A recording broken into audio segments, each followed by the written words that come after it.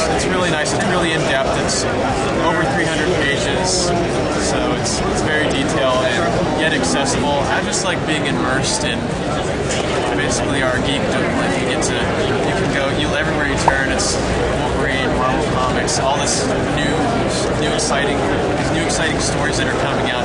You have the staple characters, the Marvel and DC, but you also have these independents working to make a name for themselves. I'm Mike Hopta. I'm one of the main. There's six of us, and I'm from Glen of Hope Productions. We put out a web series called Hero Envy. It's about four comic geeks who basically, one's a comic geek, one's a horror geek, one's a sci-fi geek, and one's the nutball cartoon type geek. It's our community online. We have a board, message board there. We've got people that come there because we release it once a month. We release on Comic Book Wednesday. So these people like continually expect it. They continually expect it. Yeah, they get addicted to it. Right, exactly. Where is it? I need my fix. I've literally had a guy, like in one of our episodes, we make fun of a video that was online called the internet.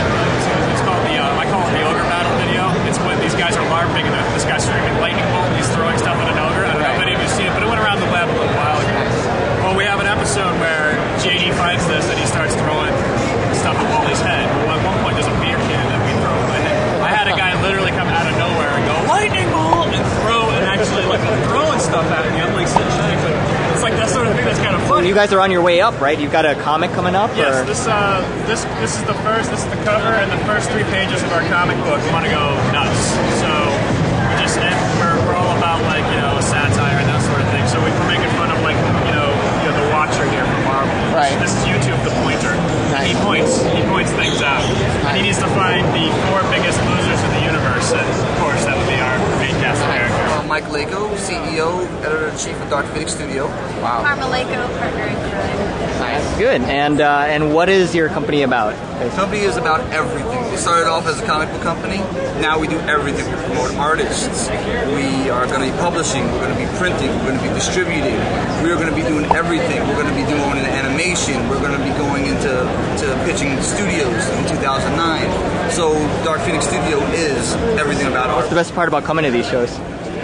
The fans. people. Yeah, the people. They're awesome. I mean, everybody loves art. And there we go. We're digitalpaperonline.com.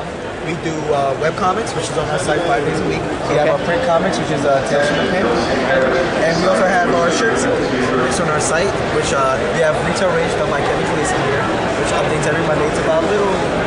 It's just about working in retail, all the fun things you can find.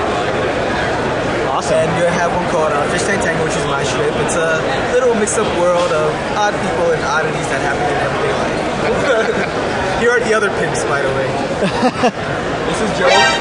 Oh no, I got you. It's too late. We got Phil, the main writer for our site. Hi, and how are you? Creative director and the head. And this is Joe, our main artist. What's the best part about coming here, coming to conventions? The people. Meeting new people, especially people like an artist alley, seeing what's out there, and seeing if we can add people to our little vision portfolio as best as possible. Cool. My name is Julie Smith. I am one of the writers on Heaven Hell. This is our introductory year, our first convention, happening right now. Hey. I know, it's very exciting. It is a humor book, kind of a religious basis, but it's not really about religion in any way. It's a dramedy. There's a lot of humor in it, but it will definitely take a darker turn as we get into it. Very validating that it seems like everyone who's bought the book, a very high percentage, has come back later and either bought more issues or they didn't buy the whole thing, or just told me how much they enjoyed it and wanting to find out when they would be able to receive more. So, very excited.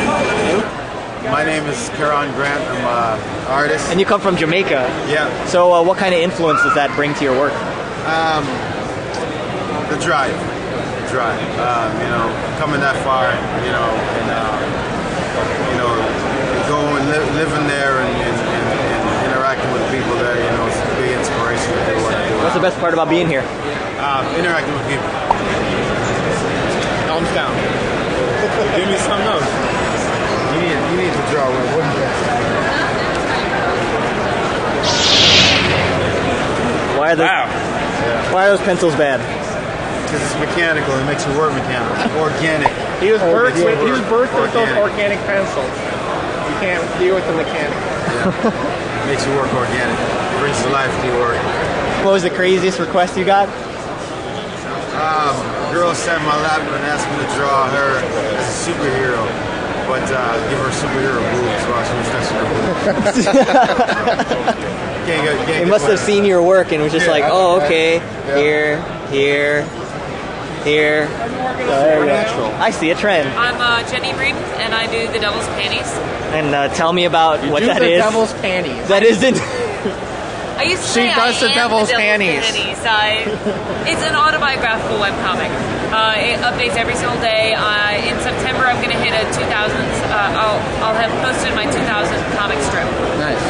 It's about going to conventions, working at a comic book store, pirates, the usual. I am always amazed by the versatility of my fans. The fact that when you do a webcomic, you just see the updates, you just see the emails. And when you have the fans come up to you, I have 16-year-old girls, I have housewives, I have Hell's Angels. And at one time in New York, I had this big football player guy come up, and he's like, yeah, I really like your comic. Everybody in my dance troupe really likes it. And I'm like, oh, crap. How long have you been doing this stuff for? The webcomic since 2001, the comic book since last year. I'm in comic shops now, so you can go into your comic shop and ask for the Devil's Panties. My name is Christopher Shones. I draw books for Tokyo Pop called The First Light. It's written by Stuart Moore. It's a great sci-fi action adventure comic. A lot of mix of teen drama stuff. It's actually my first job in the industry. I broke into the industry drawing this comic. So it's nice drawing. It's a giant chunk of work. Because I'm used to coming here and just kind of wandering around. Thanks for coming by, though. I appreciate it. Yeah, I hear it. It's a lot nicer just to actually have people come to you. You can look it up on Amazon. That's usually where people find it. Otherwise, it should be in bookstores. I personally have never seen it in a bookstore, but everyone I know has seen it in a bookstore. It's the elusive book. I know that it is there. It's just not in the 2 bookstores I have. Well, we've talked to you a little bit about Reactor, so if you're interested in coming out, we'd love to have you. That sounds like something that would be great.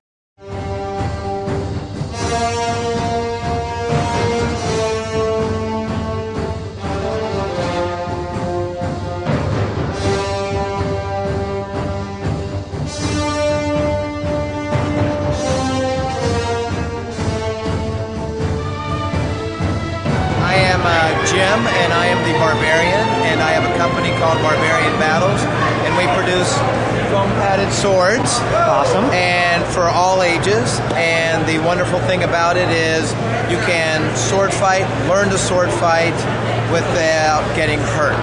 Wow, that's awesome. And how long have you been doing it for? I have been sword fighting for about 5.5, 6 years. I've been selling the swords for about 3 years now. Wow, that's awesome. What's the best part about coming to these shows and doing this kind of thing? Oh my God, meeting the people. Meeting the people, absolutely.